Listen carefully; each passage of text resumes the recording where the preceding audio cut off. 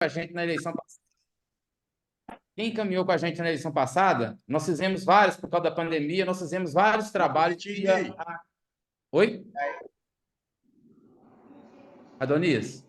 Pode continuar, Elei. Pessoal, eu Tá. vou desativar o som de todo mundo. Adelso, Elei, Isso, deputado, isso. Perfeito. tá? Aí você só liga aí, senão você vai ficar falando sozinho. Espera aí um Perfeito. minuto. Pessoal, só para vocês entenderem, vai estar todo mundo... Isso. Elei, liga o som. Você está sem som agora, tá? Pessoal, tá todo mundo Isso. ouvindo? Só dá um joia. Ok. Então, perfeito. Como vai ser? Primeiro, agradecer a presença de cada um de vocês aqui. É uma ação do mandato do deputado, né, professor Cleiton. A gente fez muito isso na eleição passada, por causa da pandemia. A gente fez um trabalho virtual para conversar com as pessoas. Essa vai ser uma primeira de uma série de reuniões que a gente vai estar fazendo. Lógico que algumas presenciais, quando der para fazer presencial, porque hoje, né, a gente pode fazer, mas a gente vai estar levando aqui para facilitar a vida de cada um, tirar dúvidas de marketing, de legislação eleitoral, de ações para a gente fazer na pré-campanha, até começar a nossa campanha efetivamente. Nós vamos estar aqui hoje falando de legislação eleitoral de montagem de chapa. Então, eu peço a vocês, como nós já estamos com quase 60 pessoas aqui, e deve estar entrando mais gente, 58, a gente vai receber as perguntas pelo chat da, aqui da plataforma. Então, quem tiver dúvida, e se alguma dúvida ficar aqui, vocês podem mandar pelo telefone nosso, que a gente vai dispor aqui no final, e pelo chat aqui também para a gente anotar e responder a cada um. A ideia daqui é que a gente responda a todos. Lógico que pelo caminhar da reunião a gente possa ser que a gente não consiga responder, né, a todos. Adel, você já está aqui já, né? Estou vendo que você está aí na área. Eu vou passar a palavra para o nosso professor, o nosso deputado, para ele fazer a abertura, e em seguida a gente começa com o doutor Adelso aqui. Deputado, sinta-se em casa aí. Obrigado, Irlei. Boa noite, pessoal. Boa noite a todos e a todas. Primeiro, agradecer a cada um, a cada uma, de ter aceitado esse convite, que, como muito bem disse o Irlei, é uma prática que a gente adotou no mandato, na última eleição, e que a gente retoma agora, inclusive até por conta do alcance que as redes sociais, que a internet, sobretudo que essa plataforma que o Zoom nos possibilita de estar numa reunião tão eclética com pessoas dos quatro cantos do estado, alguns aqui mandatários, de prefeito, de vice-prefeito, de vereador, de vereadora, outros que são pré-candidatos. E eu costumo dizer que é extremamente importante que a gente tenha essas formações que faz com que a gente saia na frente da concorrência. O que a gente percebe cada dia mais por parte daquelas pessoas que se candidatam, sobretudo nas candidaturas que não são majoritárias, nas candidaturas para o legislativo, tem aquela gana, aquele ímpeto, aquela vontade de pedir o voto, mas muitas vezes não sabe como fazê-lo e faz de uma forma que depois até comprometa a sua candidatura. Então, por isso que a gente começa aqui uma série de reuniões, que a gente vai falar depois da questão das mídias sociais, das diversas plataformas que podem ser utilizadas como potencialização das candidaturas. Vamos falar de planejamento estratégico, nós vamos falar de outros temas que são temas inerentes ao sucesso que a gente quer que todo mundo aqui tenha, que é chegar no final da apuração e ter o seu nome entre aqueles que foram escolhidos para exercerem um mandato político.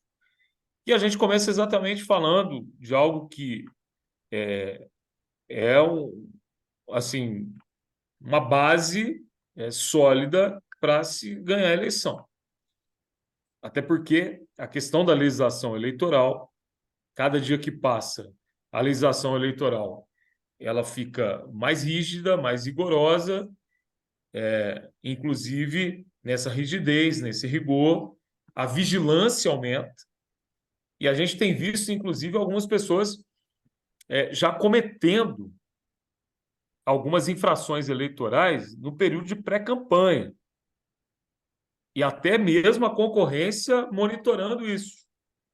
Ontem mesmo eu estava com um pré-candidato e ele estava me mostrando quantos prints que ele tem, é um pré-candidato a prefeito, quantos prints que ele tem de um outro candidato de infringências de regras eleitorais que depois, lá na frente, ele vai acionar a Justiça Eleitoral para tentar inviabilizar a campanha dessa pessoa. Nós vamos falar aqui também da montagem de chapa, até porque a montagem de chapa e esse processo ele é essencial para fortalecer cada candidatura. Então, nós vamos aí ouvir atentamente uma pessoa a quem eu tenho grande respeito, grande admiração. É um dos... Você conseguiu entender outros, não? Mutar aí, Adonis, porque aí. É uma pessoa que tem. O Leonardo que está aberto aí, o som do Leonardo Azeredo. O Léo. Fechar o som aí, Léo.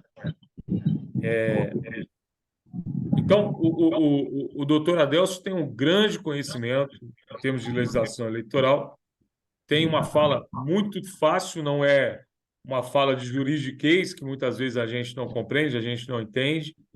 E o que eu peço a vocês é que fiquem muito atentos a essa formação, a essa live, anotem tudo que vocês puderem anotar, porque uma coisa que a gente aprende na política, e muita gente aqui sabe disso melhor do que eu, o grande problema é você ganhar e não levar.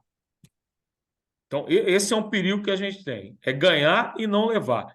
É ganhar a eleição, mas depois sofrer algum tipo de impedimento porque cometeu alguns erros que eu considero que são erros graves, mas recorrentes das campanhas eleitorais. Quem é de Belo Horizonte, por exemplo, viu aí na semana passada a cassação de uma chapa inteira, que demorou para acontecer, mas aconteceu. E além da cassação, perdão, de toda essa chapa, os que foram cassados estão aí inelegíveis por um período de 8 anos. Então, Deus abençoe cada um, a cada uma. Mais uma vez, de todo o coração, obrigado por atenderem aí esse nosso pedido. É uma forma também da gente se aproximar, mesmo aqui que remotamente. Aproveitem para fazer as perguntas, como disse o Irley, talvez a gente não consiga responder a todas aqui, o doutor Adelso vai anotar, vamos estar gravando para que vocês possam disponibilizar também para os nossos parceiros, companheiros e companheiras de caminhada em cada um dos nossos municípios, chamarem para assistir. Dentro da medida do possível, nós vamos respondendo a todas as perguntas e marcar mais brevemente um outro momento como esse, para que a gente possa, como eu disse, estar na frente de toda a concorrência. Então, uma boa live com vocês, doutor Adelso Damasceno, e seja muito bem-vindo, doutor. Professor Cleito, obrigado pelo convite. Vocês estão me ouvindo? Eu te ouvo. Beleza, então doutor. que bom, que bom. Ótimo. Mais uma vez agradecendo, é um trabalho que já vem quase que recorrente, né? Que a gente faz todas pelo menos a última eleição municipal, e que, ainda bem, né, a gente enfrenta um cenário muito diferente daquele que a gente enfrentou em 2020. 2020, quem saiu das eleições lembra das restrições em relação à própria visita dos eleitores, né? Então, naturalmente, agora é um período que, se a dengue assim permitir, né, porque a gente vive um contexto hoje que quem não está com Covid está com dengue, né, e quem não está com dengue está com Covid e dengue, né, e agora a gente inicia uma nova etapa dentro desse planejamento da tão sonhada cadeira nas eleições de 2024. O professor Cleiton falou muito bem no início, né, a eleição ela exige uma preparação, E aí, nesse contexto, o mandato dele vai disponibilizar uma formação ampla, né, para todos vocês, né, com abordagem de vários aspectos, planejamento, marketing e, e também a gente falar um pouquinho, embora hoje a gente vai falar do jurídico, mas é um jurídico voltado para o planejamento também da campanha eleitoral de vocês, né? Então, vamos imaginar que nesse momento cada um de nós aqui resolva disputar a volta internacional da Pampulha, os 17 quilômetros de corrida em torno da Lagoa da Pampulha. Naturalmente exige uma preparação, um planejamento, exige um comprometimento, vai exigir aí um certo, até de uma forma metódica, um passo a passo que a gente tem que seguir todos os dias, né? Um cronograma, um planejamento de treinos para a gente conseguir completar bem essa prova, né? Essa maratona. A eleição não vai ser muito diferente disso. A eleição ela vai exigir de nós também, principalmente nesse cenário de 2024, uma atenção especial a essas regras do jogo, né? E as regras do jogo é aquilo que a gente tem que seguir, inclusive, para não correr o risco, como disse o professor Cleiton, de ganhar as eleições e não conseguir levar. Dentro daquilo que o Urley e a equipe passou para mim, a gente vai falar um pouquinho hoje sobre essa estruturação, a montagem dessas chapas eleitorais. A gente chega nas eleições de 2024 com uma novidade, algumas novidades em relação à composição dessas chapas que vão disputar as eleições que a gente chama de eleições proporcionais, e a primeira delas é a participação das federações, que chega pela primeira vez nas eleições municipais. A gente teve o contexto das federações nas eleições de 2022, as eleições para deputado federal, deputado distrital e deputado federal, e agora a gente traz esse contexto também para as eleições municipais. Então, só para clarear um pouquinho para vocês, né, como que vai funcionar esse sistema das eleições com a federação, a gente tem que entender que a federação ela disputa as eleições municipais no Senado proporcional como um único partido político, lembrando que não existe mais a figura das coligações. A coligação ela existe apenas para as eleições majoritárias, no caso as eleições para prefeito. Então os partidos eles podem coligar para apoiar a candidatura majoritária, mas não existe mais a coligação nas eleições proporcionais. A federação, então, ela registra sua candidatura e ela participa do pleito eleitoral como se fosse um único partido político. E o que a gente tem que tomar cuidado em relação às federações? Todo mundo aqui já sabe que, no momento do registro da candidatura, cada partido político ele tem que observar uma proporção de gênero de pelo menos 30%. Então, se eu tenho lá 10 candidatos que vão disputar a eleição, que eu pretendo registrar a candidatura deles, eu preciso de pelo menos 7 homens ou 3 mulheres, ou então 7 mulheres e 3 homens. Quando eu levo isso para o cenário das federações, além da federação obrigatoriamente ter que apresentar essa proporção de 30% de cota de gênero, cada partido que integra a federação também vai ter que observar esse mínimo de 30% de cota de gênero. Então, se eu tenho uma federação que, de repente, disputam 2 partidos políticos, né, que integram essa federação, então, o total do registro de candidatura da federação tem que observar essa proporção de 30% a 70%, e cada partido isoladamente também observar o mínimo de 30% a 70%. Então, vamos imaginar o seguinte, que um determinado partido que integra a federação pretende disputar a eleição com 2 candidatos, e o outro partido que integra a federação vai disputar a eleição com 9 candidatos.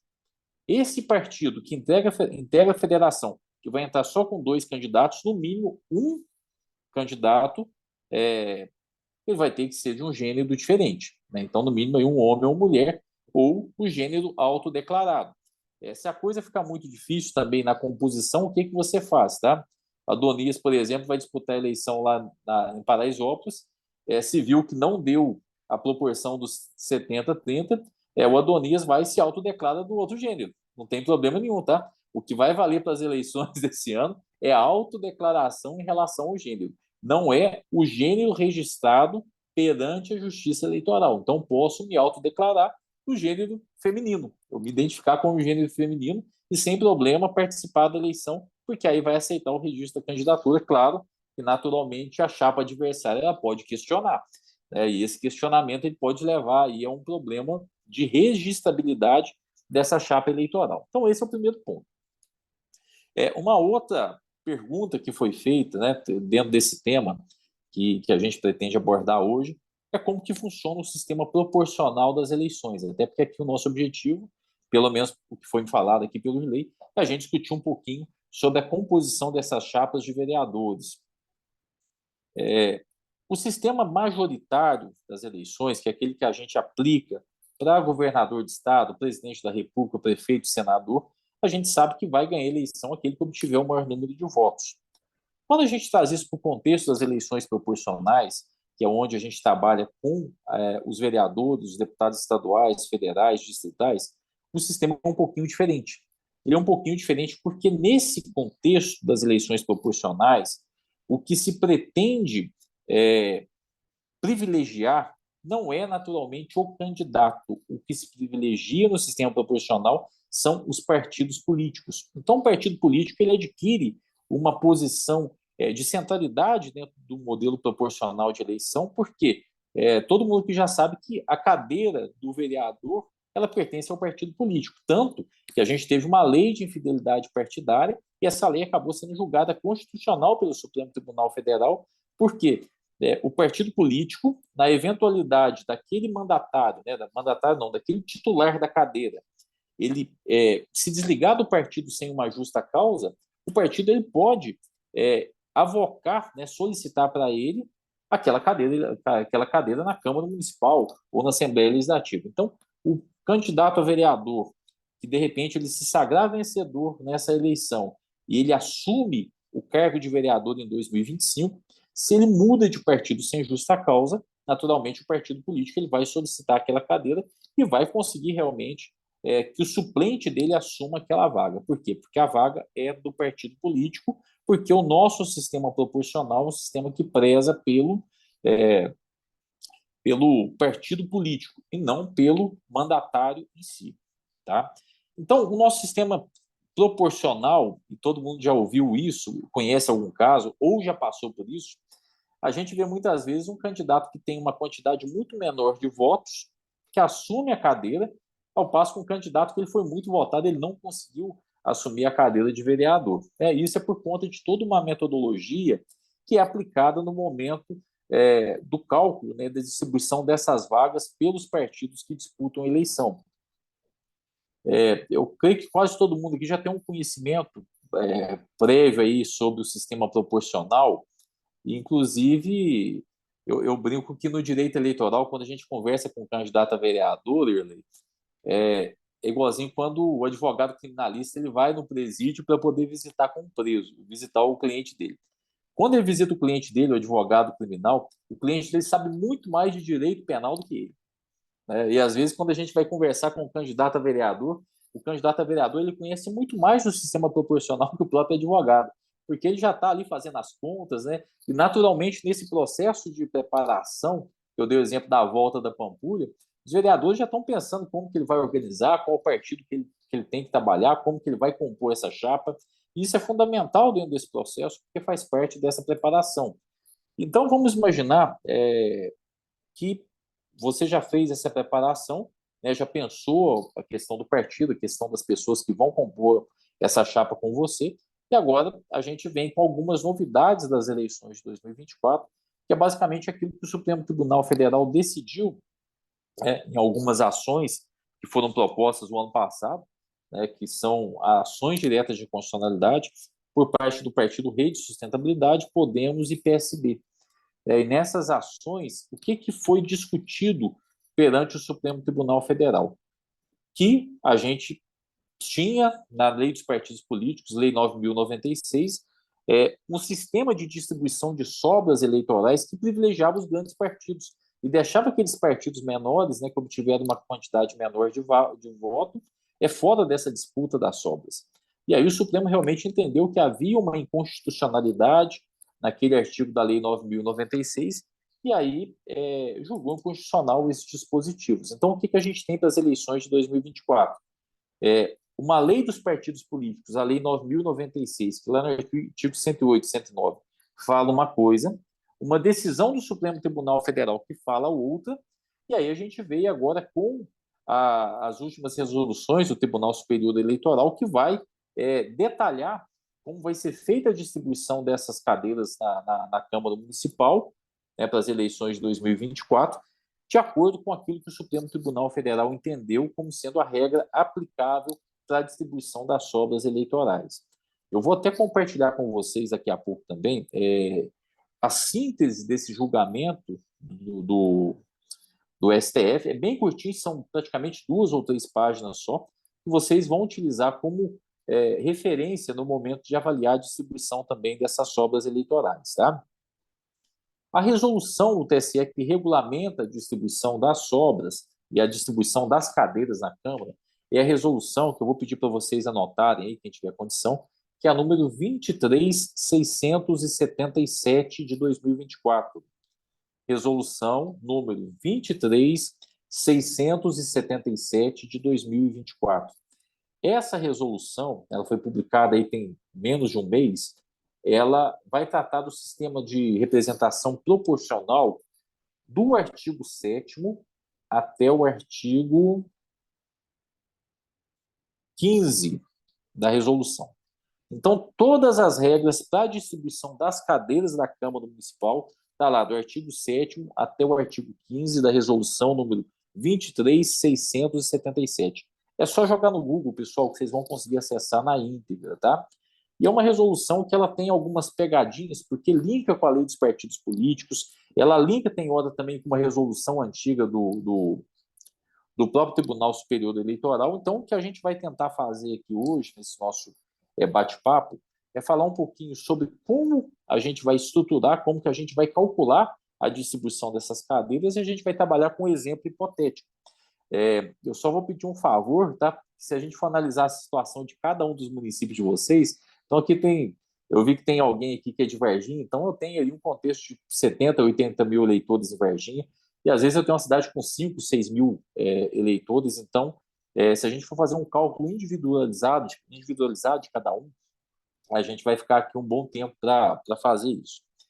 Então, dentro desse sistema eleitoral proporcional, o primeiro conceito, né, que todos vocês precisam ter claros em mente é o conceito do que a gente chama de quociente eleitoral. O quociente eleitoral, que vai ser o quê? O número de votos válidos daquele município. Tá? Como que vai ser a conta, então? Quociente eleitoral é igual número de votos válidos naquela circunscrição eleitoral, naquele município, dividido pela quantidade de vagas que estão em disputa. Então, vamos imaginar a seguinte situação. O município ele tem lá 45 mil habitantes, mas na última eleição a gente percebeu que tiveram lá 22 mil votos válidos. O que são votos válidos? Votos que são destinados a candidatos, votos destinados à legenda, à sigla partidária. Lá eu digito o número do partido X, né? Mas eu não digito ali os outros 3 números que vão compor o número do vereador. Então, aquele voto é um voto válido. Ele vai direcionado ao partido político. Então, eu vou excluir deles os votos brancos e os votos nulos. Então, o que é o quociente eleitoral? O número de votos válidos daquela eleição. Então, vamos supor que nesse município de 45 mil habitantes, eu tive 22 mil votos válidos, divididos pela quantidade de cadeiras em disputa. Então, vamos imaginar que nesse município, a Câmara Municipal ela possui 11 cadeiras de vereador. Então, o quociente eleitoral seria esse número de 22 mil eleitores dividido pelo número de vagas na Câmara Municipal, que é 11. Então, esse quociente eleitoral ele seria de 2.000. Então, o quociente eleitoral nesse modelo seria de 2.000. Ok, pessoal? Tranquilo até aqui? Além do quociente eleitoral, eu tenho que entender o que seria o quociente partidário. O quociente partidário, dentro da primeira regra de distribuição de cadeiras na Câmara Municipal, eu vou aplicar também o quociente partidário. O quociente partidário é o quê? É o número de votos que o partido político obteve, dividido pelo quociente eleitoral. Então, esse quociente partidário, né, eu vou considerar apenas os números inteiros. Nessa primeira distribuição de vagas, é o que vai definir quantas vagas de imediato aquele partido político ele vai conseguir. Então, vamos imaginar nesse cenário de 22 mil votos válidos e no cenário de 11 cadeiras em disputa. Eu vou imaginar que eu tenho aqui 1, 2, 3, 4, 5, 6, 7, 8 chapas que disputaram a eleição para vereador. Então, eu fiz essa conta aqui para a gente conseguir imaginar e vocês replicarem, né, para o contexto da cidade de vocês. A primeira distribuição que eu faço de vagas nesse cenário, eu vou pegar a quantidade de votos que o partido político obteve, eu vou dividir pelo quociente eleitoral, e aí eu vou ver se naquela primeira etapa de disputa o meu partido ele consegue ou não fazer uma cadeira, ocupar já de imediato uma cadeira na Câmara Municipal. Então vamos imaginar o seguinte, que o partido A ele obteve 5 mil votos. Então, dos 22 mil votos, o partido A ele obteve 5 mil votos. O partido B obteve 4.500 votos. O partido C, 3.500. Alguém está anotando aí, Doniz? Eu resolvi fazer de uma forma diferente, não fazer uma apresentação de PowerPoint. Não. Eu até brinquei com a Doniz, senão o pessoal vai dormir. 8 horas da noite, né, todo mundo já cansado, se começar a passar um data show aqui, piora tudo, né? Repete, doutor. Vamos lá, o partido A tem 5 mil votos, o partido B, 4.500, o partido C, 3.500, o partido D, 3 mil votos. O partido E, como diria um colega meu uma vez, né, é de hereditário, ele tem 2.500 votos. O partido F, ele tem lá 1.800 votos. O partido G, 1.000 votos. E o partido H, ele teve 700 votos. Então, aqui, somando isso aqui, deu o total de 22 mil votos. A gente já viu lá que o quociente eleitoral foi de 2 mil. Então, o partido político ele precisa de obter pelo menos 2 mil votos para que nessa primeira etapa da distribuição das vagas ele consiga fazer uma cadeira. Então, vamos fazer o seguinte, o partido A ele teve 5 mil votos. 5 mil dividido por 2 mil dá quanto? 2,5, não é? Então, nessa conta, eu desconsidero qualquer fração. Se tivesse dado 2,99, seria 2. Eu não arredondo para 3 nesse caso. Então, o partido A, nessa primeira etapa de disputa, ele teve ali, então, 2 vagas. Então, 5 mil dividido por 2 mil dá 2,5, então ele tem 2 vagas. O partido B teve 4.500 votos. 4.500 dividido por 2 mil dá 2,25. Então, ele tem também mais 2 vagas. O partido C tem 3.500 votos. Dividido por 2 mil vai dar 1,75. Então, ele vai conseguir uma vaga. Eu vou sempre desconsiderar a fração. O partido D, ele tem aqui 3 mil votos. 3 mil dividido por 2 mil, 1,5. Então, também uma vaga. O partido E teve 2.500 votos. Então, 2.500 dividido por 2 dá 1,25. Então, ele vai ter uma vaga também. O partido F teve 1.800 votos. Então, ele não conseguiu atingir os 2 mil votos do quociente eleitoral. Então, quantas vagas ele vai ter nessa primeira rodada de disputa? 0 vagas. Ele não consegue cadeira. Ainda que ele tenha aqui um candidato a vereador que teve 1.500 votos, ele não vai conseguir, nessa primeira distribuição, uma vaga na Câmara Municipal. O partido G também, ele teve 1.000 votos, então ele não atingiu os 2 mil votos, então ele não vai conseguir a vaga nessa primeira distribuição, e o partido H, idem, que teve só 700 votos. Então, somando aqui, vamos lá. 4, 5, 6, 7. Na primeira distribuição de vagas, né, pelo quociente eleitoral, eu tive aqui o preenchimento de 9 vagas. Então, 7 vagas, desculpa. Então, eu consegui 7 cadeiras nessa primeira distribuição de vagas. Depois, a legislação eleitoral fala que eu vou fazer uma análise da média. Como que eu faço o cálculo da média dos partidos políticos? A média dos partidos políticos é a quantidade de voto que ele teve, dividido pelo quociente partidário, mais um. Tá?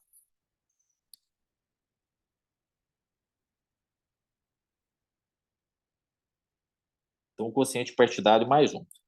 Qual foi o quociente partidário do partido A? O quociente partidário do partido A acaba que é o número de cadeiras que ele obteve na primeira rodada de distribuição. Então, eu vou pegar 5.000, que é do partido A, eu vou dividir pelo o quociente partidário dele, que é 2, mais 1. Então, eu vou pegar 5.000 e dividir por 3, tá? 2 mais 1, 3. Então, a média do partido A foi de 1.666,66. Correto, pessoal? O partido B teve 4.500 votos. E ele também obteve um quociente partidário de 2. Então, eu vou pegar 4.500, dividir por 2 mais 1. 4.500 dividido por 3 dá quanto? 1.500. Vocês me corrigem qualquer coisa, Tairley, Adonis, que a gente faz direito para não fazer matemática, para não fazer conta. Tá? Então, assim, eu estou quebrando o galho aqui fazendo conta, não sei fazer conta. Tá? O partido C, ele teve 3.500 votos, ele fez uma cadeira. Então, como que eu vou calcular a média do partido C? Vai ser o número total de votos dividido pelo quociente partidário, que é 1 mais 1. Então, 3.500 dividido por 2 dá 1.750. Então, até agora temos um ganhador aqui. O partido C, ele tem a maior média entre os três, né? O partido D, ele teve uma média, teve 3.000 votos. O quociente partidário dele foi 1. E aí, nesse caso, eu vou 3.000 dividido por 2, 1.500. Essa foi a média dele. O partido E, ele fez 2.500 votos. Ele teve 2.500 votos somando o candidato mais o voto de legenda. Quociente partidário 1, 2.500 dividido por 2, 1.250. O partido F, nessa primeira rodada, como que a gente vai trabalhar? A legislação eleitoral, lá em 2021, ela trouxe uma outra inovação. Até então, né, eu teria uma regra, mas a partir de agora, nessa segunda etapa de disputa, tem uma regrinha eleitoral que chama 80-20. O que é a regra eleitoral 80-20? Nessa segunda etapa de distribuição das sobras partidárias, aquele partido político que obteve pelo menos 80% do quociente eleitoral e que tenha pelo menos um candidato que obteve 20% desse quociente, ele também vai poder disputar essa primeira distribuição de sobra. Então, vamos lá. O nosso quociente eleitoral foi de 2.000. 80% de 2.000 é quanto? Vai dar 1.600, né? Então, aquele partido político que obteve pelo menos 1.600 votos, que é 80%, e que tenha pelo menos um candidato que obteve 20% disso, que são 320 votos, ele vai também concorrer na distribuição dessas sobras. Então, vamos imaginar o seguinte, que esse partido F, que teve 1.800 votos, ele tem um candidato lá que teve 400 votos. Tá? Então, como que funcionaria? Ele, 1.800 votos, ele conseguiu atingir 80% do quociente partidário? Conseguiu, né? Então, ele teve aqui 1.800 votos. O mínimo que ele precisava ter, 1.600. E ele tem um candidato aqui que teve mais de 320 votos, que teve 400 votos. Então, qual vai ser a média desse partido nessa segunda etapa de distribuição de sobra? A média dele vai ser 1.800. Como ele não fez nenhum, ele não atingiu o quociente partidário, vai dividir por quanto? 0 mais 1. 0 mais 1 é quanto? 1. 1.800 dividido por 1. Qual que foi a média desse partido? 1.800. E aí vamos supor o seguinte, que o partido A, ele tem um outro candidato que conseguiu atingir o mínimo aí dos 320 votos. Então, teoricamente, ele tem aqui a possibilidade de fazer mais um na distribuição da sobra. Vamos supor que o partido B ele não conseguiu nenhum candidato, né, ele fez 2 vagas, mas do terceiro para baixo, nenhum candidato conseguiu atingir os 320 votos. Então, ele está fora dessa disputa. Então, ele não preenche. Vamos pegar que o partido C também, que teve 3.500 votos, ele teve 2 candidatos muito votados, mas o terceiro candidato também ele não atingiu aí os 20% do quociente. Então, ele não entra nessa disputa. O partido D, que teve os 3.000 votos, ele tem um candidato que conseguiu aí os 320 votos. Então, ele vai ter a possibilidade de conseguir uma disputa, ele entra nessa disputa. O partido E, ele também não conseguiu atingir, ele não tem um candidato com no mínimo 320 votos. O partido F, ele também não tem nenhum candidato que atingiu os 320 votos. O partido G também não, o outro não. Então, vamos fazer a distribuição. Tem quantas vagas sobrando? Na primeira rodada eu preenchi 7. Na segunda rodada eu ainda tenho a possibilidade de preencher mais 4 vagas. Então, eu tenho aqui o partido A, que ele tem um candidato que atingiu os 20%, então o candidato A, o partido A, ele vai ter direito a mais uma vaga, e o partido D, ele vai ter direito a mais uma vaga. Porque esses partidos atingiram, no mínimo, 80% do quociente eleitoral e ele tem pelo menos um candidato que conseguiu atingir, né, o mais bem colocado, atingiu no mínimo aí os 320 votos. Quantas cadeiras, então, consegui preencher nessa etapa da minha disputa? Eu vou calcular, distribuir como? De acordo com a média do partido. Então, o partido que obtém a maior média é o que vai obter a vaga primeiro. Então, o partido A, média 1.666, e o partido D, uma média de 1.500. Então, nessa segunda etapa de distribuição de vagas, apenas os partidos que tiveram 80% do quociente e com o candidato com no mínimo 20% desse quociente que vai participar da distribuição. O que aconteceu lá em 2023, no julgamento dessa DI? Até então, esse processo era repetido várias vezes.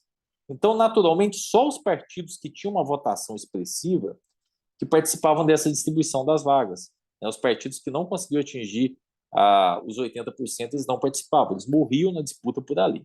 Então, aqui nessa nossa simulação, né, na segunda rodada de distribuição de vagas, a gente conseguiu preencher mais 2. Então, eu tenho aqui 9 vagas, eu tenho uma outra etapa de distribuição que eu tenho mais 2 vagas que vão para a disputa no tapa aqui agora. E essa disputa no tapa agora é o seguinte, está valendo para todo mundo. Então, independentemente se o partido atingiu ou não os 80%, independentemente se o partido, se o candidato atingiu ou não, né, esse percentual mínimo. Então, aqui eu vou disputar pura e simplesmente de acordo com a média. Eu tenho 2 vagas para disputa aqui, então. Qual que é o partido que tem a maior média e que não tinha feito nenhuma cadeira até então? Foi o partido F com 1.800.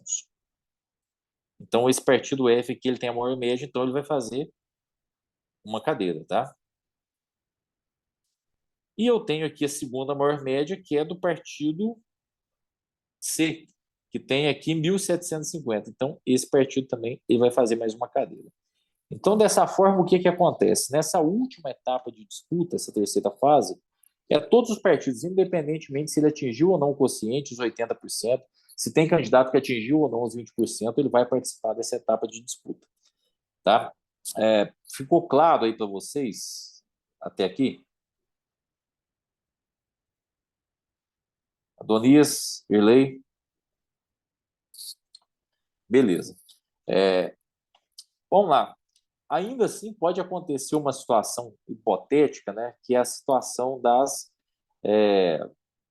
dos empates. Então, imagina só que eu tenho aqui o partido político, né, que está disputando com a federação, e quando eu chego na distribuição dessa sobra, tem um empate. A média dos partidos é a mesma, eles estão numa situação idêntica. Então, como que eu vou desempatar isso? Primeiro ponto, eu vou verificar a quantidade de votos do partido político, e aí voto do candidato e voto do partido. Então, aquele partido que teve o maior número de votos, ele vai levar essa vaga. Depois, eu vou verificar a quantidade de votos, se persistiu o empate, né? eu verifico a quantidade de votos do candidato. Então, se eu tenho um candidato, está lá, os dois partidos tiveram a mesma quantidade de votos. Então, tem um candidato lá que ele teve 288 votos, e teve um outro candidato do partido que teve 251. Então, aquele partido, que o candidato teve o número maior de votos, ele vai levar a cadeira. E se persistir um empate, aí eu vou para o candidato mais idoso. Até então, a regra do candidato mais idoso ela vinha primeiro, né, até 2020. Agora não, a regra do candidato mais idoso ele vai ficar só para a última etapa mesmo, né? E deixa eu ver aqui. Lembrando que nesse caso também, tá? Tem que tomar ter uma certa cautela em relação à questão da distribuição da cota de gênero, tá? Essa é uma coisa que a gente verifica muito no momento da composição das chapas, até retornando um pouquinho para aquele assunto nosso inicial, porque às vezes assim, na correria, né, o professor Cleito falou mais cedo da cassação que aconteceu aqui em Belo Horizonte, é um cuidado em relação ao registro da candidatura das mulheres. Não sei se vocês têm acompanhado as últimas notícias, mas a Justiça Eleitoral, não vou nem falar isso, né, porque é uma reunião também que vai ficar gravada e disponibilizada, mas alguns processos que envolvem a cassação de chapas, eles andam muito mais rápido que os outros. Quando eu vejo no contexto de eleição municipal, principalmente municípios menores,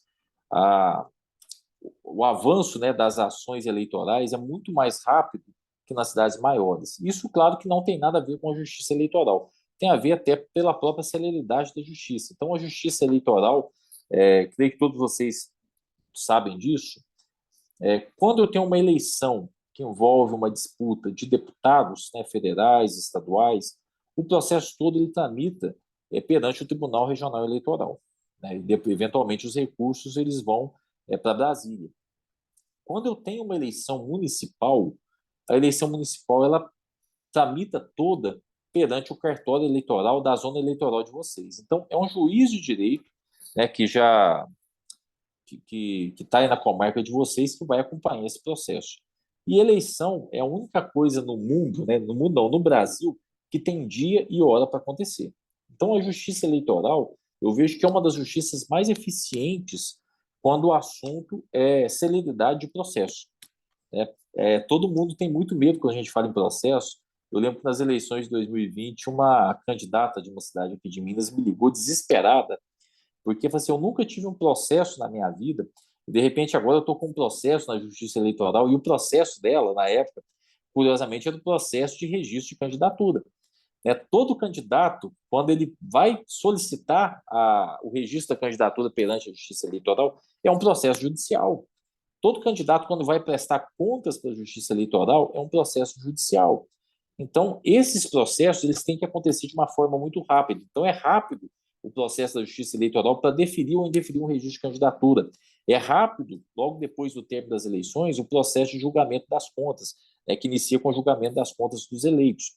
E também é rápido aqueles processos que questionam o registro de candidatura de candidato ou da chapa.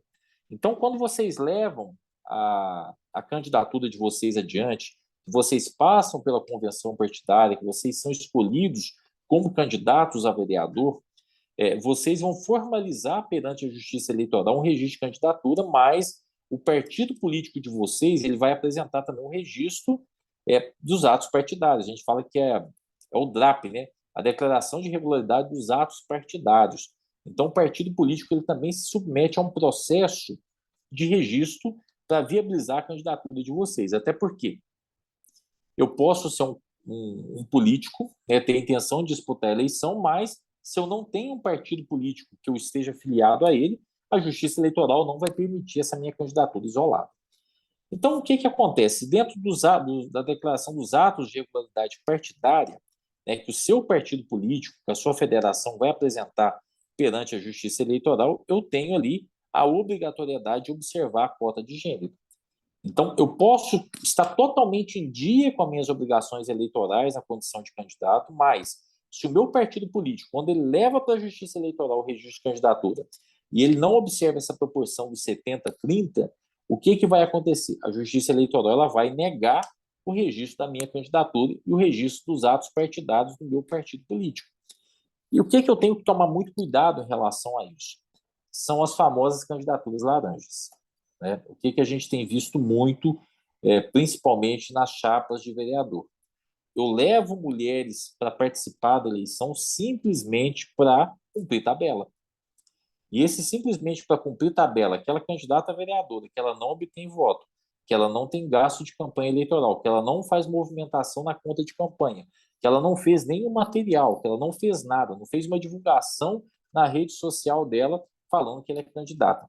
A Justiça Eleitoral tem entendido isso como uma burla dessa obrigação de observar a cota de gênero.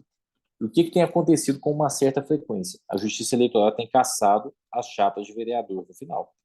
Então, aquilo que o deputado professor Cleiton falou, é ganhar a eleição e não levar. Então, nesse momento de organização, né, dos partidos, é fundamental que a gente sabe que a política, eu falo que infelizmente, né, a gente passa por isso, né, é um cenário que ainda tem muito mais homens que mulheres na política, até porque as mulheres elas trabalham muito mais que os homens, tá? Desculpa aí os homens presentes, e me incluo nessa, porque a mulher ela vai cuidar da família, ela tem vários outros afazeres também, e acaba que às vezes ela não consegue ingressar de cabeça na política, por mais que ela tenha vontade de participar. Mas a nossa Justiça Eleitoral ela tem trabalhado firme para tentar incluir, de fato, as mulheres na política, e a inclusão ela vai ser na marra mesmo. Então, assim, é muito importante que na montagem das chapas as mulheres sejam mulheres que entrem na disputa eleitoral. Claro que ninguém tem obrigação de entrar na disputa e ser eleito, mas ela tem que praticar os atos necessários de campanha eleitoral, né? Registrar a candidatura, movimentar a conta bancária, abrir e fechar a conta. E a gente vê, às vezes, no dia a dia, quando chega no escritório, alguém que está com um problema na Justiça Eleitoral, e quantos votos teve as candidatas do partido? Nenhuma teve voto nenhum. Nem o voto dela mesma ela depositou na urna. E aí isso gera uma suspeita por parte da Justiça Eleitoral. O Ministério Público Eleitoral é extremamente atuante em relação a isso. Então, não precisa de depender da oposição para poder tocar adiante uma ação na Justiça Eleitoral para questionar uma eventual burla do meu registro da minha candidatura. O próprio Ministério Público ele vai fazer isso. Tá? Então, é muito importante, nesse momento, tomar um cuidado em relação à organização dessas chapas e pensar realmente em mulheres que vão participar da disputa eleitoral. Tá? E aí, se de tudo faltar também, o Adonias, no caso dele lá, o que faz? Se declara mulher, vai pedir voto. Tá? Não tem problema, também não. Ele se declara do gênero feminino e pode pedir os votos aí durante a eleição. Claro que pode gerar também uma suspeita, né? Ver o Adonias aí com esse barbão tudo, não tem muito cabelo em cima, mas tem muito cabelo na barba, né? E aí o que pode acontecer? O pessoal questionar isso também, que ele fraudou, né, essa autodeclaração de gênero no momento de registrar as candidaturas, tá? O Ilei falou que tem algumas perguntas aqui para a gente olhar.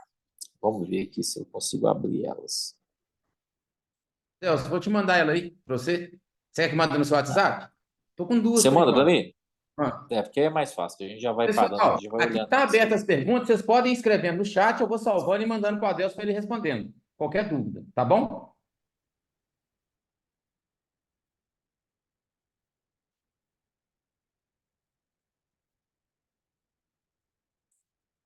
Você vai encaminhar aqui?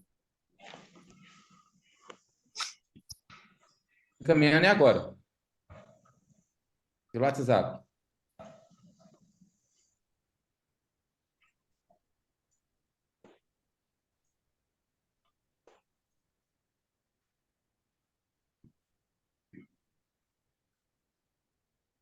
Chegou aí, Adelso? Chegou aí? Tá. Tá. A federação, por exemplo, cada partido pode lançar 10 candidaturas ou a soma da composição da federação.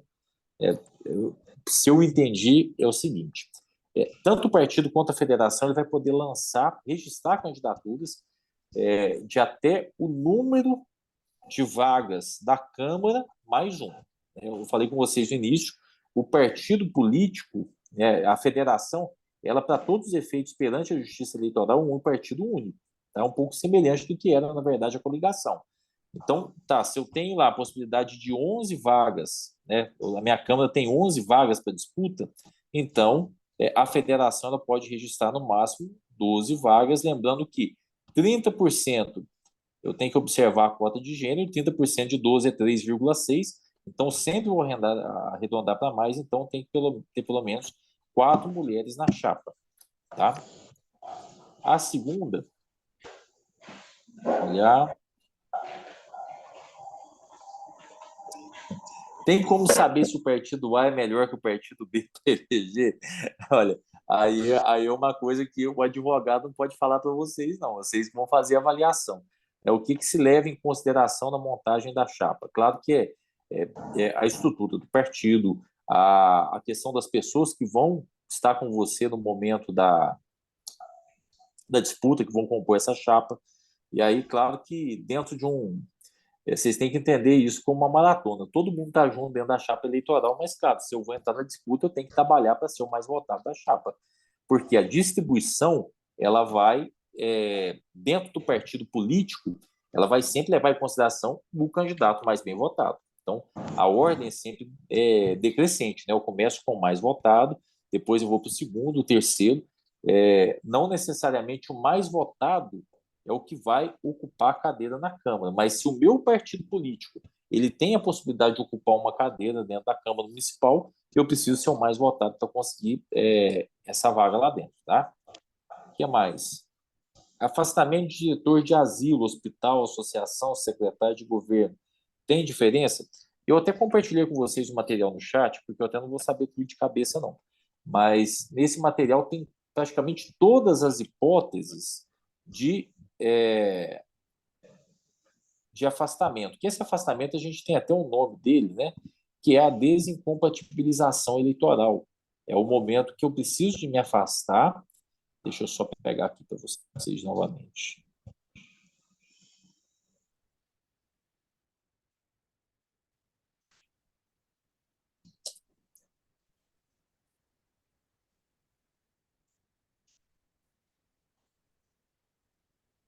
Que é o momento em que eu preciso me afastar do cargo público para disputar a eleição. Então, assim, existem algumas situações que, na condição de titular do cargo público, claro, eu vou ter que me afastar, e algumas situações em que, na condição de um dirigente de uma entidade, uma associação, a lei não fala que eu sou obrigado a me afastar.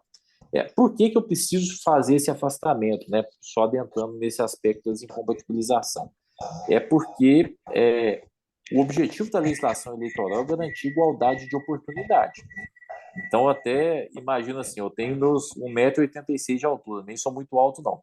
Mas o Adonias é um pouquinho menor que eu. Peguei o Adonias para Cristo aqui. Se a gente for fazer uma corrida talvez muito curta, né, de 100 metros, que eu não consigo correr mais que isso, pelo tamanho da minha perna, talvez, né, espera-se que eu chegue na frente do Adonias, se eu não infartar antes. Né? Então, eu chegaria na frente do Adonias porque eu tenho a perna um pouquinho maior que a perna dele. Claro que, naturalmente, numa corrida de longa distância, vai levar em consideração, vai ser só o preparo físico mesmo. Mas nos 100 metros, talvez, né, pode ser que eu chegue na frente do Adonias. Então, o que a Justiça Eleitoral ela vai tentar fazer? Ela vai tentar equilibrar essa disputa. Então, talvez, por conta do tamanho da minha perna, eu não vou correr os 100 metros, eu vou ter que correr 120 metros. Então, eu vou ficar um pouquinho atrás do Adonias no momento da disputa. Então, imagina um candidato que ele é muito rico e vai disputar a eleição contra um candidato que não é tão rico assim. Então, a Justiça Eleitoral ela tenta equilibrar o jogo. Então, ela vai obrigar aquele candidato, embora ele tenha muito dinheiro, ele tem um limite que ele pode gastar na campanha eleitoral dele.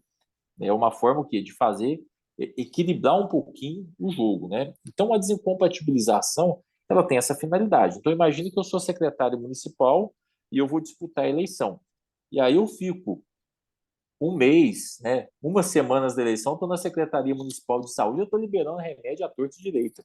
Ainda que eu não libere remédio à torta e direita, eu vou agir de uma forma que eu já fazia antes. O fato de eu estar na Secretaria de Saúde, eu tenho um acesso muito mais próximo com o eleitor, que vai me dá uma projeção política muito maior em relação a alguém que não ocupa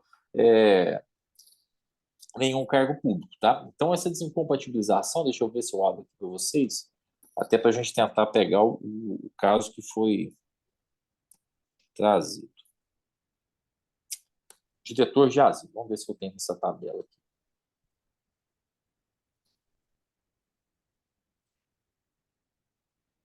Chegou mais pergunta aqui. Pode pagar para impulsionar propaganda eleitoral? Tá. O impulsionamento ele pode ser pago, sim. Inclusive, tem uma novidade que já não é desse ano, que é a possibilidade de impulsionamento da pré-candidatura, tá? Então, a pré-campanha eleitoral, o que é a pré-campanha eleitoral? É quando eu posso fazer quase tudo da campanha eleitoral, menos pedir voto. Então, o que eu posso fazer na minha pré-campanha? Falar de mim, falar da minha trajetória política, falar dos projetos que eu tenho em mente para desenvolver, né, do que eu já fiz no passado, exaltar minhas qualidades pessoais, participar de live, de entrevista, né, de bate-papo, de reuniões. Então, tudo isso eu posso fazer na pré-campanha. O que eu não posso é pedir voto, porque naturalmente eu não sou candidato. Né? E quando eu me torno candidato?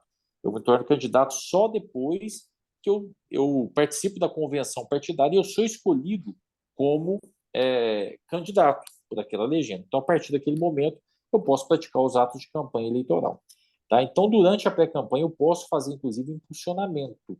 Só que esse impulsionamento tem que tomar muito cuidado com ele. É um impulsionamento que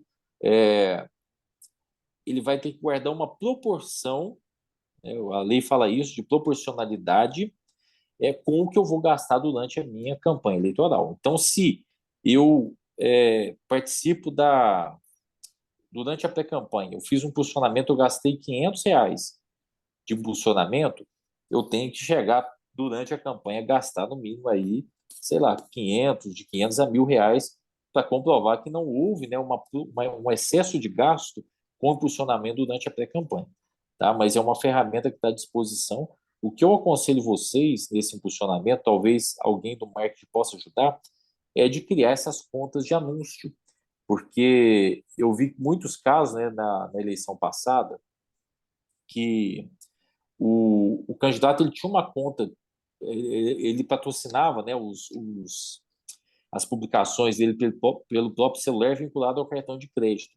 E quando chegou na época da campanha eleitoral, ele não conseguiu desvincular o cartão de crédito dele da forma de pagamento. Por quê? No momento que eu registro a minha candidatura, eu vou abrir um CNPJ de campanha eleitoral. Então, a nota fiscal do Facebook, do Meta, do Google Ads, ela tem que chegar no CNPJ da sua campanha. Então, se eu vincular, talvez, o meu cartão de crédito nesse momento, talvez eu não consiga desvincular depois na campanha eleitoral, eu vou ficar impedido de impulsionar. Porque se eu impulsionar no meu cartão de crédito, a Justiça Eleitoral não vai conseguir ter a devida transparência em relação ao meu gasto de campanha. E aí, o que pode acontecer nesse cenário? Eu posso até incorrer num abuso de poder econômico e ter meu mandato cassado. Então, assim, antes de impulsionar a pré-campanha, meu conselho procure algum profissional que entende dessa parte de impulsionamento para fazer uma conta de anúncio e já vincular, talvez, com o boleto bancário ou outra forma de pagamento, para não correr o risco de que, quando chegar durante a campanha eleitoral, não conseguir fazer os impulsionamentos, tá? Vamos lá. Qual a última... Não, estou perdendo aqui. Qual o tempo de afastamento para representante sindical? Pode repetir a regra do empate? Precisa estar com 3 partidos da federação ativos na cidade? Exemplo, PT, PV. Necessita estar com o PCdoB.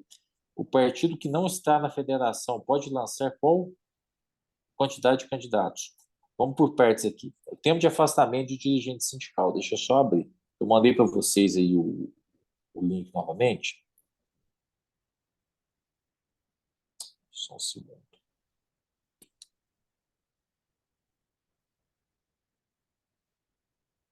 Pessoal, algumas perguntas a gente está respondendo no chat já, viu? Vocês podem prestar atenção, que são perguntas corriqueiras, a gente já está respondendo e não estão passando para o Adelso, não. Tá bom? Aqui, ó. Dirigente sindical para vereador, 4 meses de afastamento, tá? Lembrando que esse afastamento, tá, pessoal, pelo amor de Deus, ele tem que acontecer de fato. A gente já teve casos aqui também de candidato a vereador que era secretário municipal, e aí é o seguinte, ele exonerou do cargo e continuou despachando dentro da secretaria, atendendo todo mundo lá. E aí teve filmagem, teve gravação, teve tudo, aí infelizmente não tem santo depois que resolve isso não, tá? O afastamento tem que ser de fato. Então aproveitar esse tempo realmente para fazer a política, mas se ficar dentro da repartição ali dando sopa, pode ser que haja uma impugnação do seu registro de candidatura e você não consiga concorrer. Vamos lá, outra pergunta aqui dentro da mesma. Tá, se todos os partidos, né, da federação precisam estar ativos. Eu não vou responder dessa forma, não, mas eu vou falar para você o seguinte, que a federação ela se comporta como o único partido no momento de registro de candidatura. Obrigatoriamente, todos os partidos da federação precisam lançar candidatos? Não. Eu posso estar na federação e, de repente, por exemplo, aqui o PCdoB não lançar nenhum candidato. E aí, quem vai disputar a eleição? Pode ser só aqui no caso, o PT e o PV, tá? Então não tem problema, não. O partido que não está na federação pode lançar qual quantidade de candidatos? Pode lançar... Adeus, Oi? permite só uma questão da federação aí, para ficar claro. Aí a única regra é o seguinte: não pode lançar um candidato. O partido tem que lançar dois candidatos, porque um do gênero masculino e um do gênero feminino. Então, né, pode lançar três, aí vai fazer a média e lançar a média do gênero para poder equacionar. Só para deixar registrado. Porque aí, por exemplo, se o PCdoB quiser lançar só um candidato junto aqui nessa chapa, ele não vai poder, vai ter que lançar pelo menos dois. Tá? A outra dúvida aqui foi em relação ao partido. Quantos candidatos o partido pode lançar? É o número total de cadeiras em disputa mais um. Então, se a minha cidade tem 11 vereadores, então o partido pode lançar 12. Na minha cidade tem 9 vereadores, pode lançar 10. Tá? Coligação tem que respeitar aquelas firmadas a nível federal e estadual. A coligação na eleição proporcional ela não existe, tá? A coligação ela vale apenas nas eleições majoritárias. Com relação à filiação, ou seja, se já houve assinatura para a filiação e por acaso haja um problema e tiver que assinar a filiação com outrem, valerá a última ou ocorrerá a dupla filiação, tá? Se eu fiz a dupla filiação antes do prazo fatal, né, para que eu esteja filiado a um partido político, vai prevalecer a última filiação. A gente teve casos também que acompanhou de filiação fraudulenta. Alguém até de maldade, né, submeteu a lista de filiados ali e colocou alguém que já tinha saído do partido, né, apareceu até assinatura falsificada. Mas o que vai prevalecer em regra é a última filiação. Data final para filiação partidária, tá? 6 meses antes da data da eleição. Então, até o dia 6 de abril agora, o candidato ele precisa estar com domicílio eleitoral vigente, né, onde ele pretende disputar a eleição, e precisa estar com a filiação partidária deferida, tá? Qual o prazo que muda? O prazo da filiação partidária ele pode variar de acordo com o estatuto do partido político. Então, se o meu partido político ele não alterou o estatuto e exige que a filiação seja de pelo menos 12 meses, eu preciso estar com 12 meses de filiação naquele partido, tá?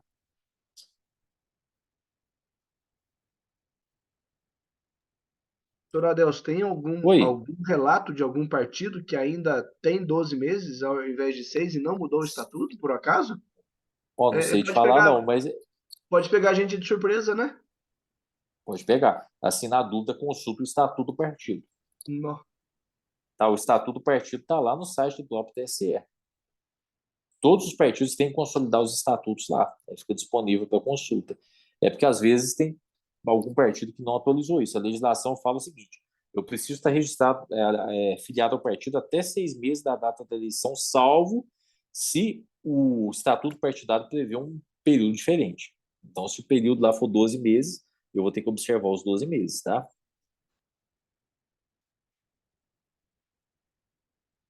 Como é computado o quociente eleitoral na federação? E a cota por partido é por partido ou federação? A cota é por partido e federação, tá? Então, assim, no geral, vamos dar um exemplo. Eu tenho 11 cadeiras em disputa na minha Câmara, na minha cidade. Então, eu posso registrar até 12 candidaturas pelo partido ou pela federação. Então, a federação ela é composta de 3 partidos, partido A, B e C. Né? Então, se os 3 partidos eles forem lançar candidatos, eles terão que observar a cota de 30% do partido e o total da federação tem que observar também os 30%. Tá? Uma pessoa com título eleitoral inápto, com pendência na justiça eleitoral, pode se filiar normalmente a um partido político? Tá.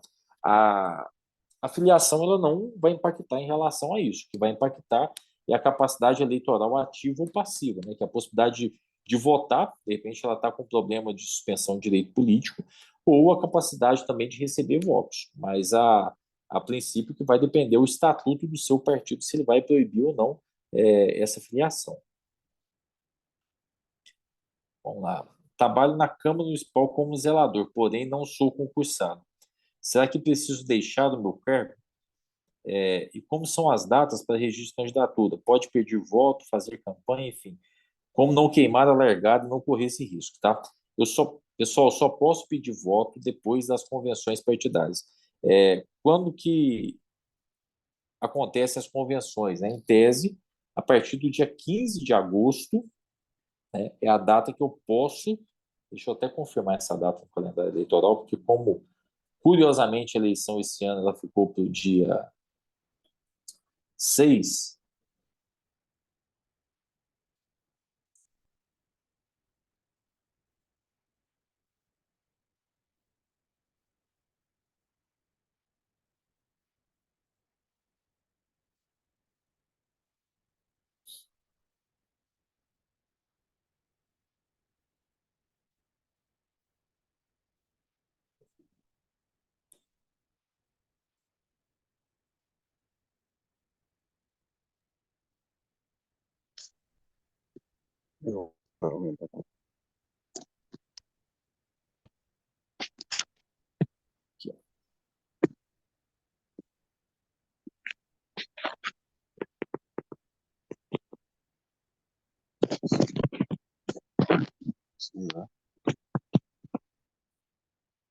O dia 16 de agosto, tá?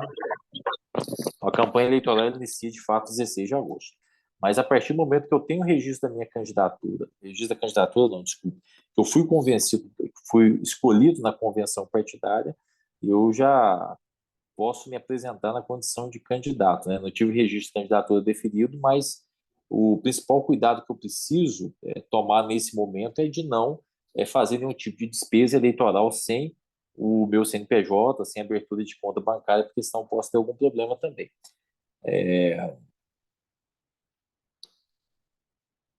A pergunta dele que é zelador, né, na Câmara Municipal. O que acontece? O servidor comissionado, aquele contratado, ele precisa de exonerar do cargo. Vai acontecer a exoneração ou a rescisão do contrato temporário para ele poder disputar a eleição. O que mais que pergunta dele? As datas de registro de candidatura.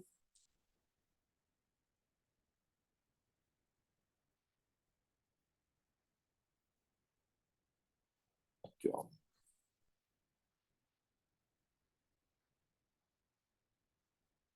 Olha, é que eu falei, tá? Tem uma pergunta aqui, doutor Adelso, colegas. No exemplo que o senhor deu, salvo engano, o partido F ele fez 1.800. Ah, é verdade. Ele fez 1.880% e já tinha um candidato com 20%. Por que ele não conseguiu a vaga na segunda rodada? Porque o advogado aqui não sabe fazer conta, tá, gente? Talvez ele tenha conseguido a vaga mesmo. Servidor efetivo com nomeação no Instituto de Previdência próprio. Qual o prazo de desincompatibilização? Tá? Aí uma coisa que é importante eu ter uma análise aí, né, vocês verificarem, se junto ao Instituto de Previdência,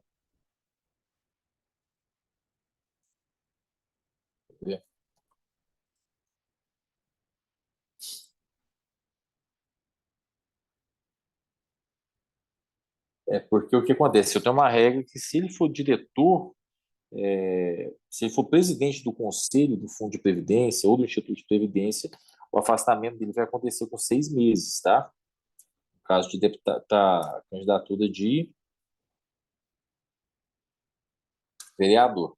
Aí tem que observar primeiro se tem status de secretário e se ele é presidente do conselho. Se for presidente do conselho, então ele tem um prazo de 6 meses para fazer o afastamento.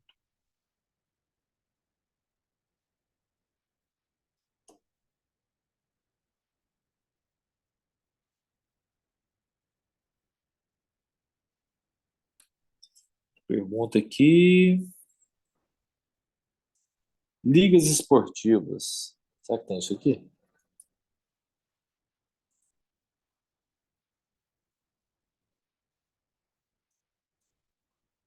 Olha, tem que entender se essa liga esportiva tem algum tipo de impedimento, se teria que fazer o afastamento. No caso, por exemplo, essa liga esportiva recebe algum tipo de recurso público, subvenção, tem que entender como que ela está constituída. Se puder depois só mandar por lei direitinho, né, explicando isso, a gente consegue responder de uma forma mais clara para vocês, tá? Deixa eu ver o que mais.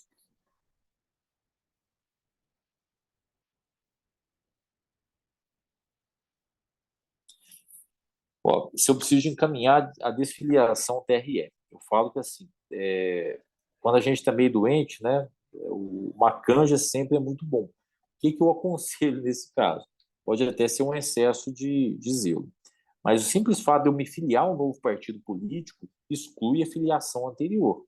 Mas talvez por cautela eu faria comunicação ao partido que eu estou filiado, que eu pretendo fazer desfiliação, né, comunicaria ele, pegava um aceite do dirigente do partidário e ainda assim comunicaria o juiz eleitoral. A petiçãozinha simples mesmo, tá? É só para entregar ao juiz eleitoral, estou só informando que eu desfiliei o partido. Pega o protocolo, guarda com você. Se alguém fizer alguma coisa, te colocar numa lista, submeter numa lista furada, às vezes esquecem de fazer atualização, né, da lista, então é interessante vocês terem isso guardado, tá?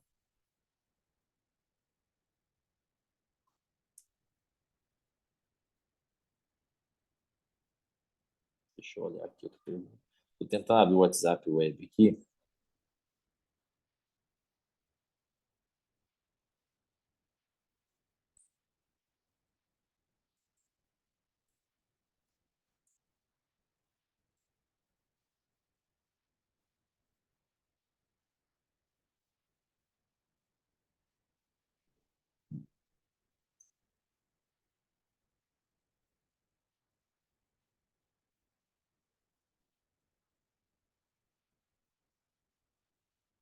Deixa eu achar. Não deu certo, não. Esportiva. Servidor público deve sair do cargo a partir de qual data, tá? Vai depender muito do cargo que ele ocupa, tá? Regra geral, o servidor público ele vai desincompatibilizar com 3 meses. Então, é bom verificar nessa tabela que eu mandei para vocês aí qual a situação e qual é o cargo de vocês.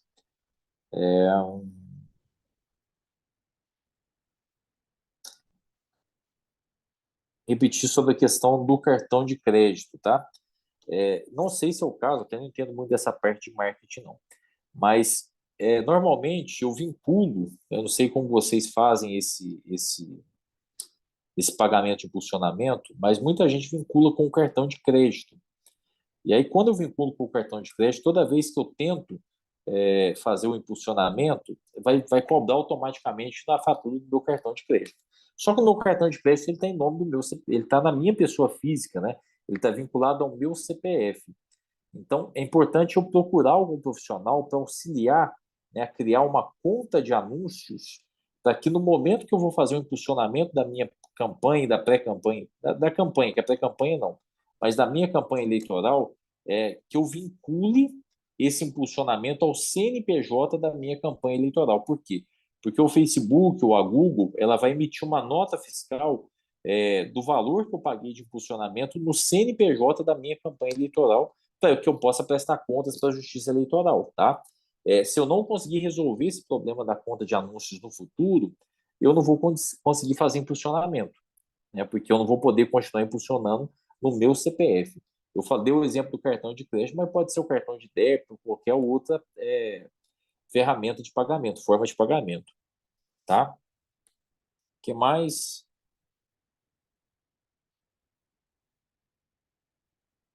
Vendedor pode continuar vendendo, viu? E aproveita, depois que registrar a candidatura, só toma cuidado para não pedir voto em local proibido, tá? Eu não posso pedir voto dentro do meu comércio. Então, imagina que eu sou vendedor de carros, eu estou lá dentro da loja que eu vendo carro pedindo voto. Se alguém filmar, aí vai dar problema, mas eu posso sair da loja, tá? Ficar do lado de fora e pedir voto, sem problema nenhum. Como consultar se o filiado está apto para concorrer, tá?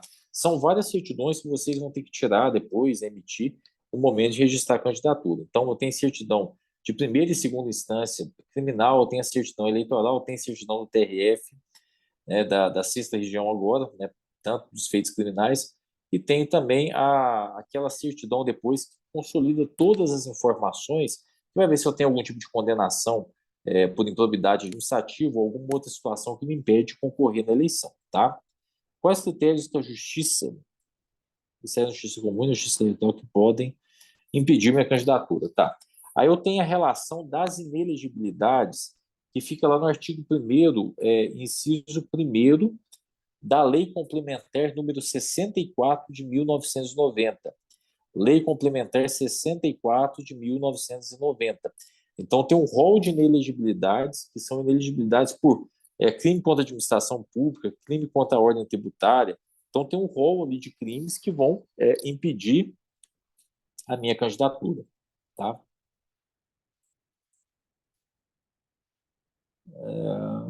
Como consultar os filiados, quais os critérios de justiça eleitoral comum podem impedir a candidatura?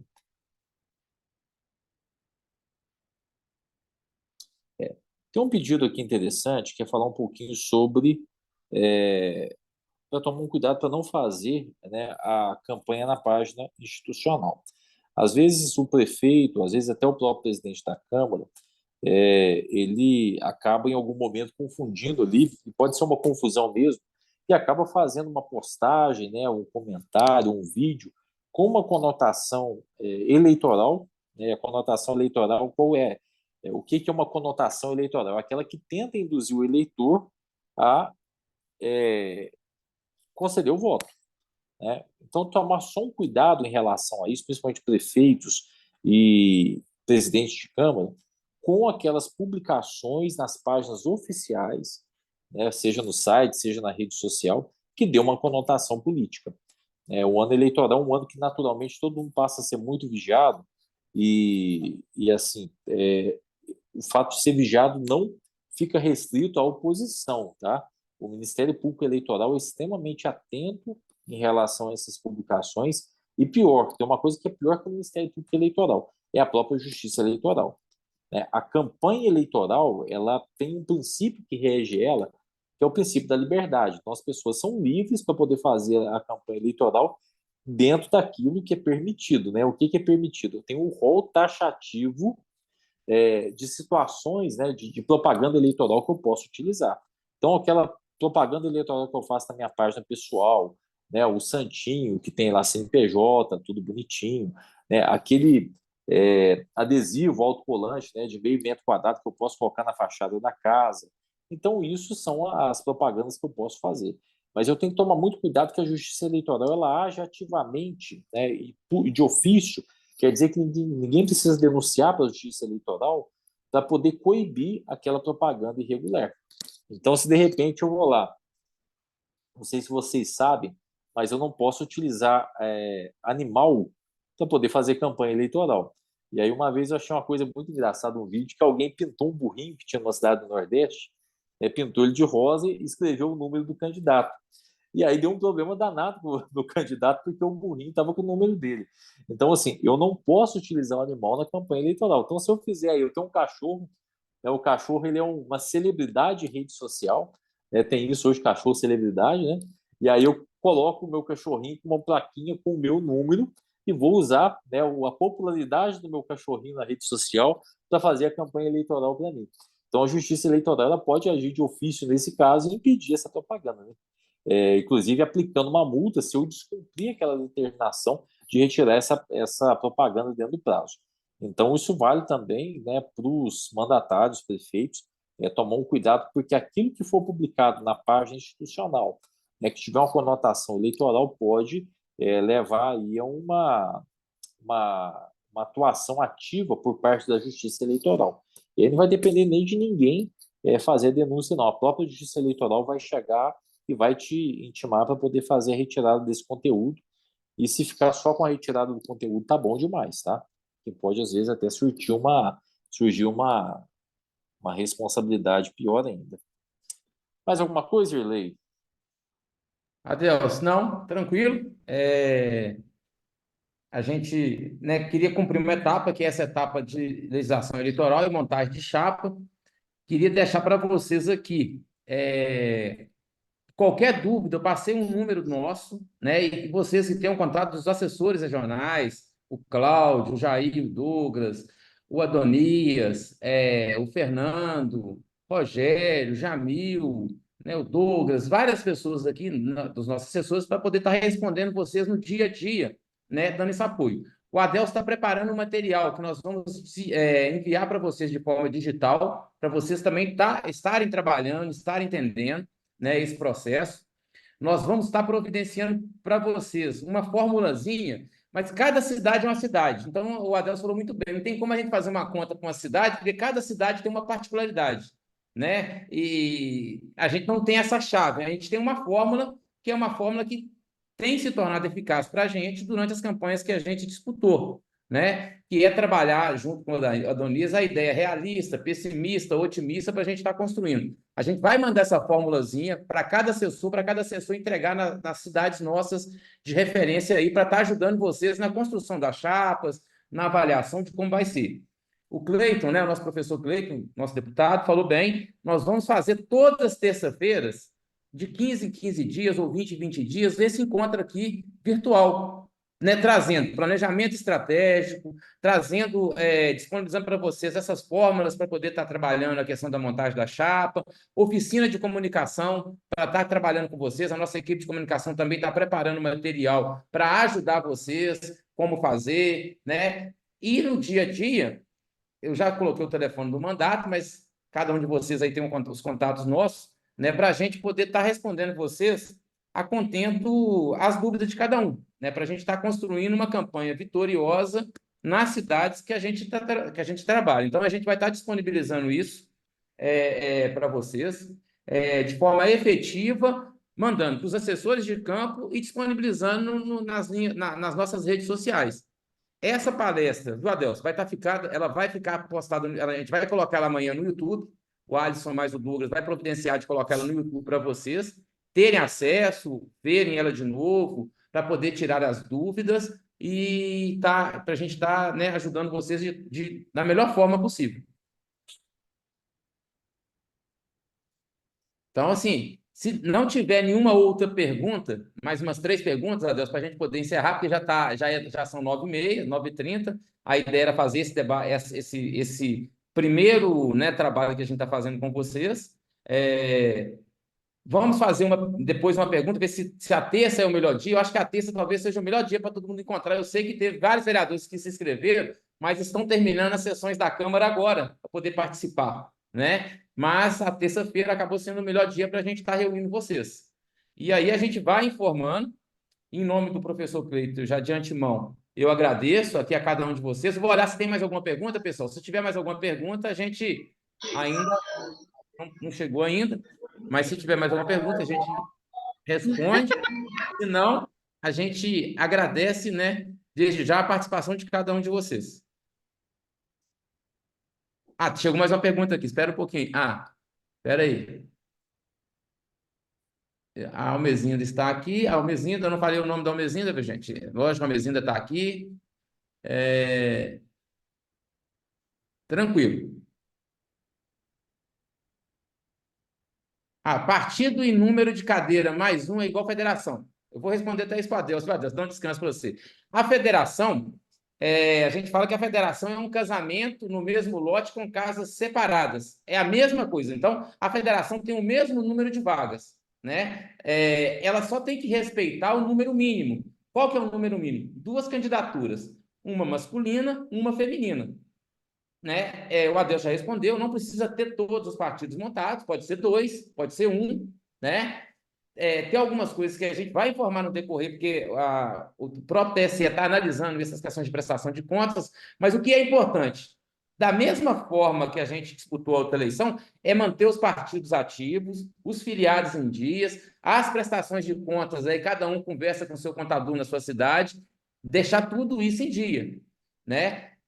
Só reforçando o prazo da questão de filiação, eu tenho quase que certeza absoluta, mas depois é importante cada afiliado consultar o seu partido para o prazo de filiação, mas todos os partidos adequaram ao TSE, porque o TSE faz muito isso. Então, a regra quase que principal vai ser essa. Eu acho que todos os partidos, salvo exceções, adequaram ao TSE, mas a melhor forma de vocês saberem disso é acessar o estatuto do partido de vocês, né?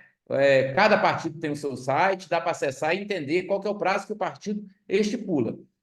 Eu estou dizendo que eu acredito que todos os partidos fizeram esse ajuste nos seus estatutos para atender essa resolução do TSE de 6 meses. Oi, Lei. Oi, É Douglas Vieira. Douglas. O Adelso falou uma coisa muito importante aí, que acho que futuramente a gente vai tratar, mas queria trazer até a título de exemplo. Em 2020, numa eleição municipal, no município, a gente passou todas as premissas de material de comunicação para o candidato, e ele, por conta própria, ele pegou o nome de prefeito, colocou gigante, e o nome do vice pequenininho. E rodou placas, aquelas plaquinhas que são permitidas para a cidade inteira, gastou uns R$30 mil em material. A Justiça Eleitoral recolheu todo o material. Então, isso acho que é importante também, depois, doutor Adelso, junto com a comunicação, para a gente poder evitar esses transtornos no começo da campanha. Primeiro, que o material sai da rua, e segundo, que dá um prejuízo financeiro enorme, né? Então, só para poder fazer esse alerta já bem antes, porque às vezes a pessoa fala, vou colocar o nome do prefeito bem grande, o vice-prefeito quase não tem voto. Estou dando um exemplo, tem muitas outras situações que podem acontecer, né? Que por recolhimento de material, por perda financeira e também por perda de tempo de campanha. Então, acho que isso a gente pode futuramente trabalhar em relação a isso também, com as candidaturas. Perfeito, Douglas. Só para deixar claro aqui... Só um minuto, eu gostaria de encaminhar uma pergunta, que às vezes eu não formalizei ela direito. Na questão da Liga Esportiva, são entidades e associações sem fins lucrativos, mas, porém, receberam recurso público. Quantos meses e os diretores têm que afastar dessa entidade? Você entendeu? Adelso, você ouviu? Oi. Adelso? Oi. Oi. Você ouviu? Entendeu a pergunta? Eu tava mandando negócio no chat com vocês. É o da Liga Esportiva, né? O Adelso, se eu perguntar só... Só entender. Oi. A entidade é uma associação sem fins lucrativos. No caso da minha entidade, que recebeu recursos em 2019, 2020 e 2022, depois não recebeu recurso mais. Ela tem quantos meses para afastar? A direção, o diretor, o presidente, tem que afastar quantos meses? Deixa eu entender. Ela recebeu que ano? Recurso público em 2019, 2020 e 2021. Vamos fazer o seguinte, deixa eu estudar esse caso, eu vou ter que ver se acho algum precedente. Deixa eu dar uma resposta mais segura. Porque dentro dos temas selecionados, ela recebeu, mas ela não recebeu no ano das eleições, né? Então, acho que é importante. Por exemplo, ela tem algum tipo de... Não tem nenhum tipo de parceria, não, né? Tipo de fomento, nada. Tem. Ela está através de licitação, né? Chamada pública, né? Ou na elegibilidade, né? Então, como é recurso público... Eu vou fazer uma consulta para você e mando aqui por lei. Vou anotar esse caso aqui, porque assim, para dar uma posição mais segura, ver o que está pegando hoje aí com o TSE. Porque a Justiça Eleitoral é uma loucura, viu? Eu já tentei para todo lado e não consegui a resposta até hoje. Geraldo, vou deixar à disposição o nosso número aí, então, para você fazer, assim que o Adelso fazer essa consulta, eu passo a informação para você, viu? Passa para a Almezina passa para mim, por favor. Joia, então. Beleza, a gente passa para a Almezina.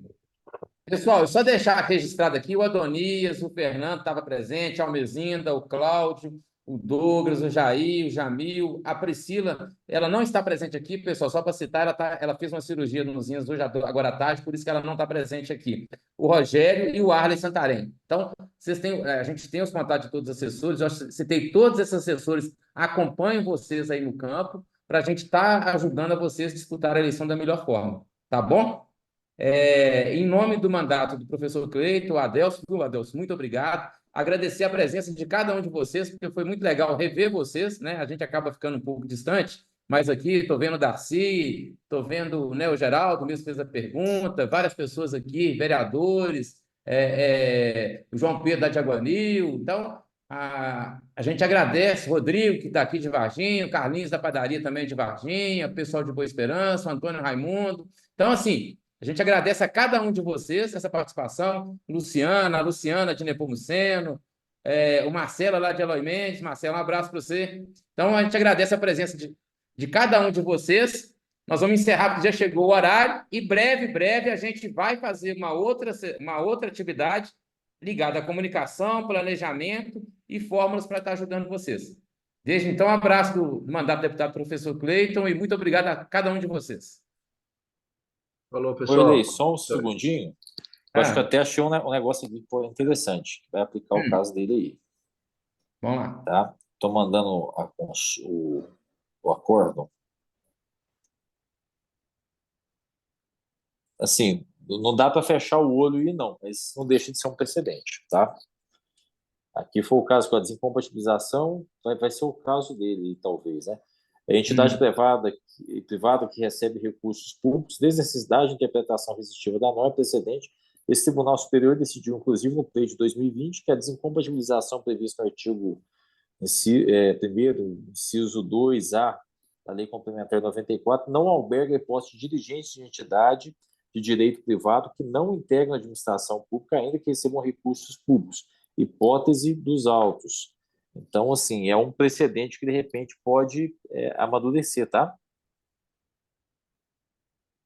Mas eu continuo a pesquisa, se achar mais alguma coisa, eu mando para vocês aí. Tá certo. Pessoal, boa noite, então, a todos e todas. Obrigado a vocês, viu? Espero que vocês tenham gostado e tenham ajudado a tirar um pouco de dúvida de cada um de vocês. Um abraço. Deus abençoe. Então, até mais. Boa noite.